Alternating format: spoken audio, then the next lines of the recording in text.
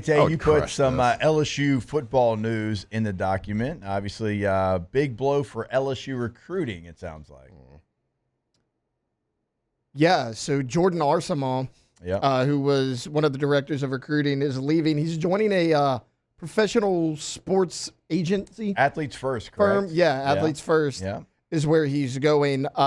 Jordan was big, like, behind the scenes helping the athletes to get, like, their NIL deals and stuff like that, like, for a number of years now. He has been here since 2022, so the past 3 years, and LSU has cleaned up in the transfer portal, a large part because of that. He was also the director of player development. Like, I get it, he's not an on-field coach, but this is actually a pretty significant loss.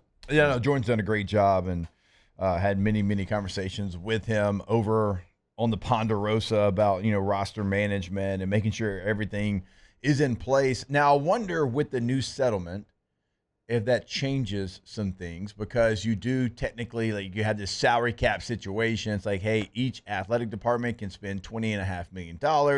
We know football is going to get this amount. Now, that amount might change by $1 million here, $1 million there, bless you, Tay, depending on where you go to school. Like, Kentucky might give a little bit more to men's basketball. Mississippi State might give a little bit more to baseball. Like, there might be some of that, but for the most part, it's going to be pretty similar as far as how much you spend in football. So I wonder, like, having that fixed number, like, is this a role that you try to go and hire a big gun? Yeah. Does this role change because of the changes with the settlement and everything? Well, I don't want to use the term easier, but I think, like, with this, well, there's some rules. Yeah, there's rules finally, so it becomes a lot clearer on how to operate.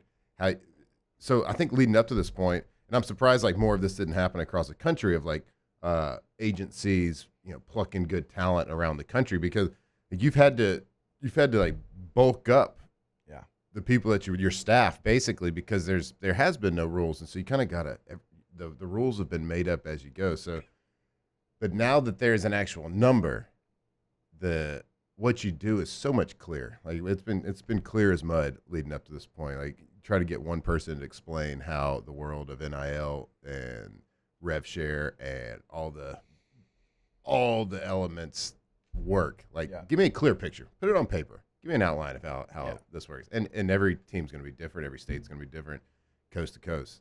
But now we got rules. Yeah. Well, thank God. We've got something. We have something that. Can you imagine being a coach in the last couple of years operating? No. Because you don't know who's going to be on your team. You don't know where to find the money, who to find the money, what money do I find, what's in the gray area, what's in the shadows. Like, I was talking about this with BK down in Destin. It's like, imagine, because we have 2 portal windows, imagine paying a player January, February, March, and April.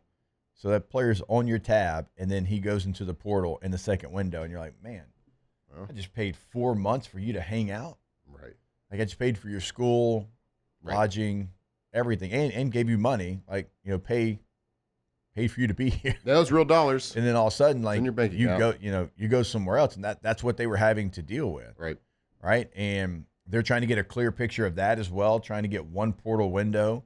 Because, and look, I'm always going to fight for the players, so I'm not hating on the players, but like, you could kind of hold these teams hostage, because, like, we just saw Iamaleava go from Tennessee to UCLA. Well, he thought he was going to hold Tennessee hostage.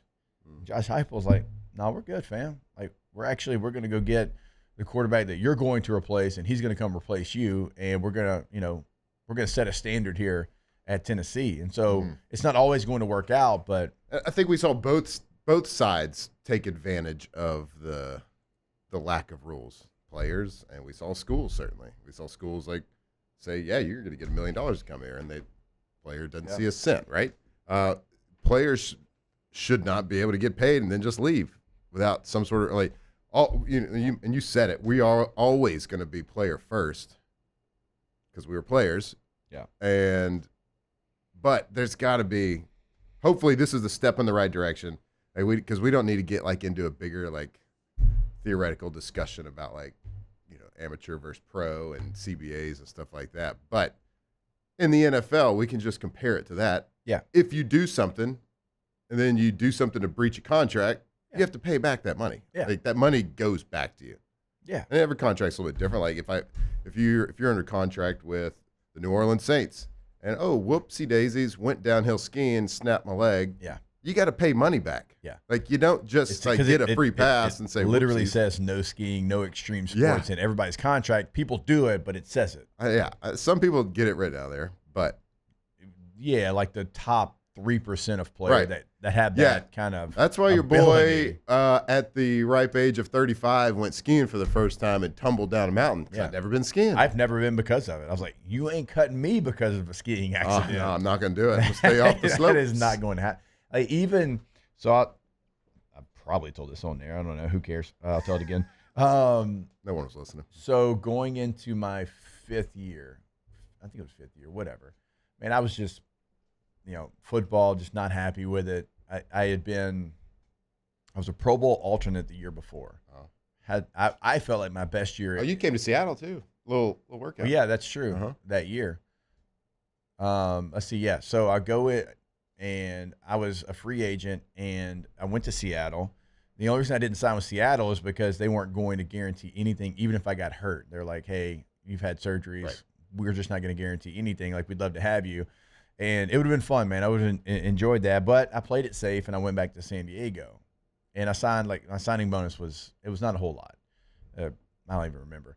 But, towards the beginning, right before camp started, I'm like, man, what am I missing here? I was really good last year. I had my best year. I was a team captain. Went out there for the coin toss every week. And then, all of a sudden, I saw my role, change. They were going away from fullback.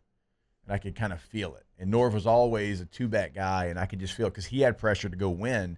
And so he was kind of going away from us a lot. But Norv was still there. He was still there, but it was 11 personnel, and I could tell, the fullback's not even really going to be used here. And I could just tell, I went from playing 20, 25 plays a game. It was 3.